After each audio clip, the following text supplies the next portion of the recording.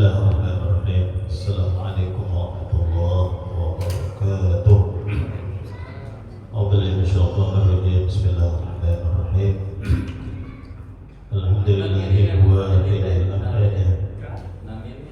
al-fardus samad alladzi lam yalid wa lam yulad wa lam yakul lahu kufuwan ahad.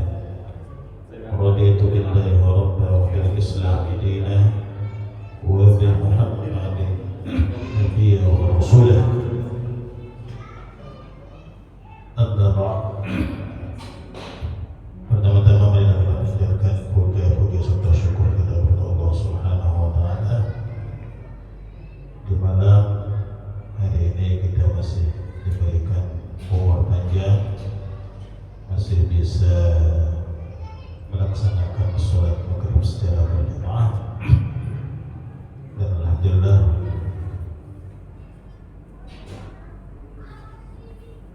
kita bisa melaksanakan sholat maghrib secara sempurna. Salawat dan salam kalau kita aturkan kepada Nabi besar kita Nabi Muhammad sallallahu alaihi wasallam dengan ucapan Allahumma shalli wa sallim wa barik ala sayyidina wa maulana Muhammad. Bapak-bapak, ibu-ibu, hukum kita membicarakan kejelekan orang yang sudah meninggal dunia. Rasulullah sallallahu alaihi wasallam bersabda,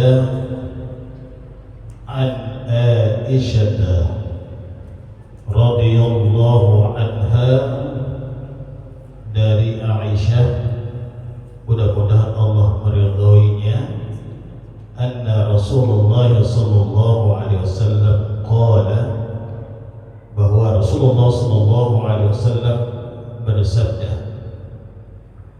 la tasubbul amwata fa innahum qad afdu ila ma qaddamu, rawahul Bukhari. Janganlah kalian mencaci orang yang telah meninggal dunia, fa innahum qad afdu ila ma qaddamu, karena sesungguhnya mereka orang-orang yang sudah meninggal dunia itu telah sampai kepada apa yang mereka kerjakan. Hadis riwayat Bukhari. Rasulullah sallallahu alaihi wasallam mengajarkan kita, memberitahu kita, apabila ada kejelekan almarhum, almarhumah sewaktu masih hidupnya, maka apabila dia meninggal dunia, tidak boleh kita menceritakan, tidak boleh kita membicarakan, apatah lagi kita mencaci maki orang yang sudah meninggal dunia. Kenapa? Karena apabila kita menceritakan, membicarakan kejelekannya, maka azabnya akan ditambah, siksanya akan ditambah oleh Allah Subhanahu wa taala. Itu sebabnya kita dilarang. Namun yang boleh kita ceritakan, yang boleh kita bicarakan adalah tentang kebaikannya semasa hidupnya. Apabila kita membicarakan kebaikannya, kedermawanannya,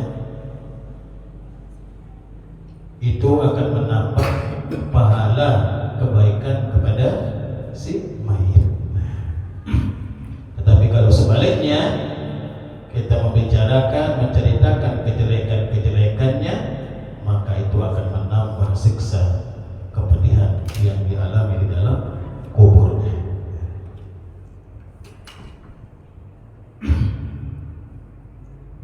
Makanya berarti secara akal sehat kalau kita kaji hadis ini,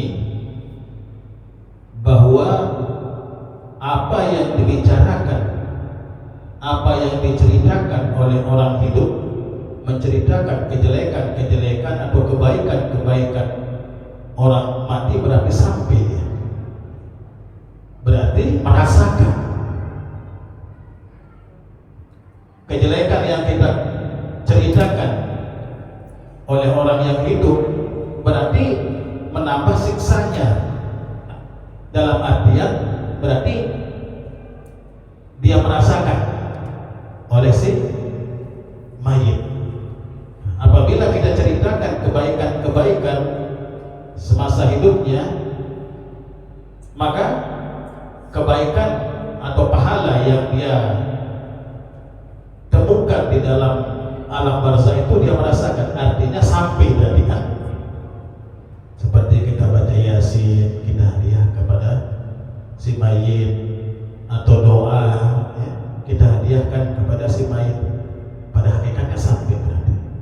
Ini pemahaman orang Ahlus Sunnah wal Jamaah. Apa yang dikerjakan, apa yang dihadiahkan oleh orang hidup kepada orang mati, kata Ahlus Sunnah wal Jamaah sampai kepada orang mati. Tapi ada sebahagian mazhab bahwa amalan-amalan yang dikerjakan oleh orang hidup kepada orang mati tidak sampai.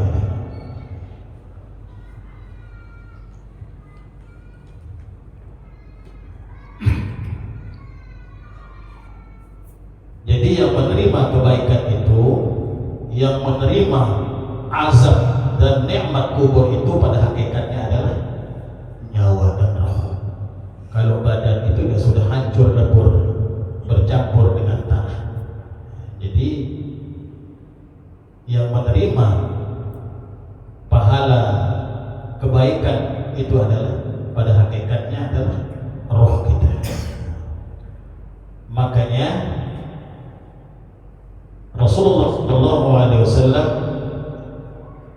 mengajarkan kita masalah jangan sepelekan, jangan dianggap remeh masalah hutang piutang. Masalah hutang piutang.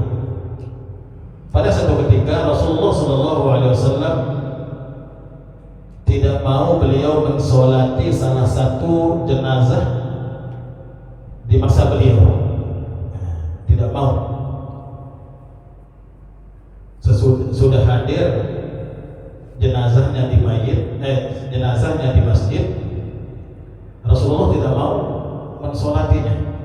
Beliau menghadap ke jamaah, wahai sahabat, seandainya almarhum ini, mayit ini masih ada hutangnya, saya tidak mau mensolatinya. Nyatanya yang meninggal ini masih ada hutang pihutangnya, tidak mau bersolati, sabda Rasulullah. Jadi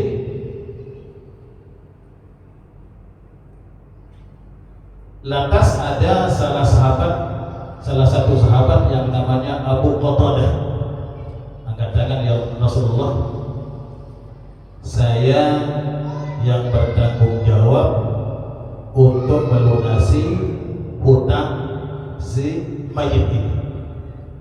Nah, sesudah Abu Qatadah bertanggung jawab melunasi hutang si mayit ini, maka Rasulullah mau mensolatinya.